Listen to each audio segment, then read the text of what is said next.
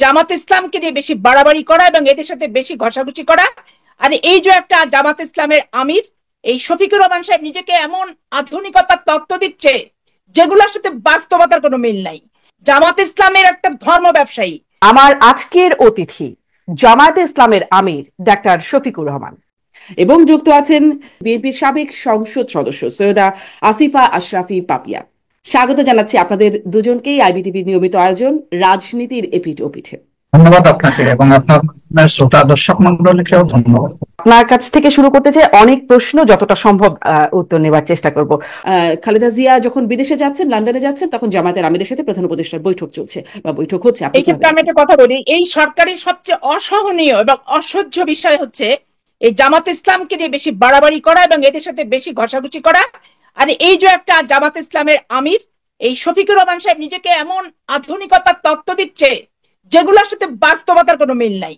জামাত ইসলামের একটা ধর্ম ব্যবসায়ী, ধর্মকে পুঁজি করে সাধারণ মানুষকে ধোঁকা দিয়ে এবং তাদের দাঁড়িপাল্লায় ভোট দিলে জান্নাতুল ফেরদৌস বরাদ্দ দেওয়া হবে, এই সমস্ত মিথ্যাচার করে তারা বিভিন্ন জায়গায় মহিলাদেরকে পাঠায় এবং নিজেরা যে এই সমস্ত প্রচার প্রচারণা চালিয়ে ধর্মভীরু মানুষকে বিভ্রান্ত করে রাজনৈতিক ফায়দা হাসিলের অপচেষ্টাকারী এই জামাত ইসলামকে ঠিক তেমনি ভাবে আমি অপছন্দ করি। তার কারণ এদের রাজনৈতিক সত্তাই হচ্ছে ধর্ম ব্যবসা করা। আর এই সরকারের সবচেয়ে জঘন্য লাগে যে একে নিয়ে এত বেশি বাড়াবাড়ি করে, এত বেশি ট্রাস্ট করে, এত বেশি আস্থাশীল হওয়ার চেষ্টা করে যে মানুষের চোখে কিন্তু এই সরকার ধরা পড়ে যাচ্ছে। কারণ বাংলাদেশের মানুষ মুক্তিকামী মানুষ, বাংলাদেশের মানুষ স্বাধীনচেতা মানুষ, বাংলাদেশের মানুষ মুক্তিযুদ্ধের চেতনায় বিশ্বাসী মানুষ। এই মুক্তিযুদ্ধ একটা মাত্র সংগঠনের কারণে মুক্তিযুদ্ধের চেতনাকে ক্ষতিগ্রস্ত করবে, আঘাত হানবে, এই জিনিসটা কিন্তু কেউ আমরা বরদাস্ত করবো না এবং আমরা বরদাস্ত করতে কিন্তু পারিও না।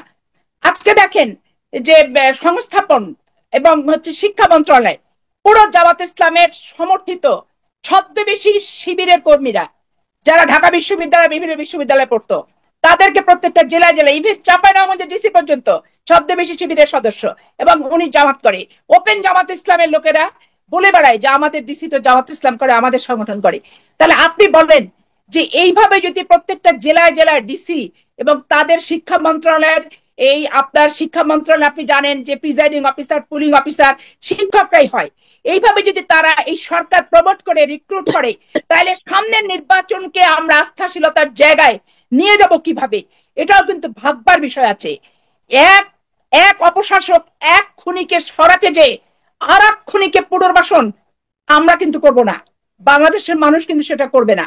তো এই জন্য এই সরকারের বিন্দুমাত্র চেতনায় থাকা উচিত যে বাংলাদেশের মানুষ মুক্তিযুদ্ধের চেতনাকে ধারণ করে, লালন করে, বিশ্বাস করে, সম্মান করে, আনুগত্যশীল মুক্তিযুদ্ধের চেতনার প্রতি। অতএব নাড়াঘাটা যে যাই করুক মোটামুটি ভাবে একটু লেভেল রেখে এদের চিন্তা করা দরকার, এমন কিছু করা উচিত না যাতে তারা বিতর্কিত হয়। এই জন্য এই সরকারের এই ব্যাপারে এখন আরেকটা কথা বলি, এই সরকার সংস্কার মাঝে মধ্যে হঠাৎ হঠাৎ স্বপ্ন দেখার মতো করে সংস্কার কথা উচ্চারণ করে যখন রাজনৈতিক সংগঠনগুলো বেশি সোচ্চার হয় যে নির্বাচনের দিন তারিখ নিয়ে। এখন তারা যদি মনে করে যে ইচ্ছা মতো সময় নিয়ে দীর্ঘায়িত হওয়ার পরে হঠাৎ হঠাৎ আমরা সংস্কারের কথা বলে আমাদের ক্ষমতায়নটা দীর্ঘায়িত করব, এটাও কিন্তু অশুভ লক্ষণ হবে, অশুভ ইঙ্গিত হবে। এবং যে আগস্টের চেতনা, অভ্যুত্থান এবং 15 বছর যে আন্দোলনের একটা কামিয়াব লক্ষ্যে পৌঁছানোর যে স্পিরিটটা সেটা কিন্তু ব্যাহত হবে। এরা যখন ক্ষমতার বিপক্ষে থেকে ক্ষমতাসীনদের নিয়ে এরা সমালোচনা করেছে, আজকে এরা বাজার দর নিয়ন্ত্রণ করতে ব্যর্থ, মানুষ মেনে নিচ্ছে দাঁতে দাঁত চেপে যে ঠিক আছে একটা অবৈধ শাসককে সরিয়ে এসছে, একটু সময় দিই। আজকে ট্রাফিক জ্যাম এত বেশি ঢাকা শহর গোটা বাংলাদেশে, সেখান থেকে ধরেন মানুষ নাভিশ্বাস এবং কোথাও কোনো সিস্টেম নাই, শৃঙ্খলা নাই, প্রশাসন নীরব হয়ে বসে আছে, কোনো কার্যকারিতা নাই, টেবিল চেয়ার আছে, পোস্ট আছে, বেতন খাচ্ছে কিন্তু ভূমিকা নাই। কারণ প্রশাসনে এত অবৈধ শাসনের ক্ষমতা প্রয়োগ করে অভ্যস্ত হয়ে গেছে যে তারা বৈধ শাসনের কথা কি করা উচিত, দায়িত্ব এবং কর্তব্য বোধটাও কিন্তু তারা ভুলে গেছে।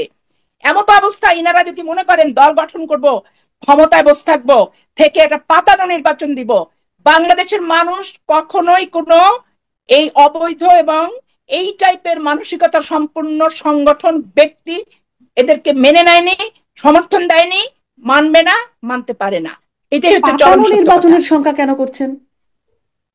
যেভাবে ডিসি এবং শিক্ষা মন্ত্রণালয় নিয়োগ দিচ্ছে এবং বিভিন্ন জেলায় জেলায় জামাত ইসলামকে যেভাবে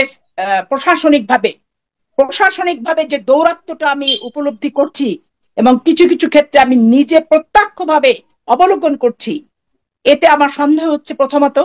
দ্বিতীয়ত হচ্ছে এরা যদি সংগঠন তৈরি করে, তাহলে ক্ষমতায় থেকে সংগঠন তৈরি করলে তাদের অধীনে কি পাতানো নির্বাচন ছাড়া অবাধ, সুষ্ঠু, নিরপেক্ষ, গ্রহণযোগ্য সার্বজনীন নির্বাচন হওয়ার কোনো সম্ভাবনা থাকে কি? থাকে তো না। আমরা তো ক্ষমতার বাইরে। আমরা আগেও বলেছি যে আমরা নিজেরাও ক্ষমতা থেকে নির্বাচন দিতে চাই না, আর কেউ ক্ষমতা থেকে নির্বাচন দেখ এটা আমরা চাই না। এই সরকার জামাত ইসলামীকে নিয়ে অতি বাড়াবাড়ি, মাখামাখি, ঘষাঘষি এই বিষয়গুলো যে করছে, আসিফা পাপিয়া বলছিলেন, আপনারা এটিকে মানে ঠিক এভাবেই দেখেন কি? আসলে কি এরকম কিছু আপনাদেরও মনে হচ্ছে?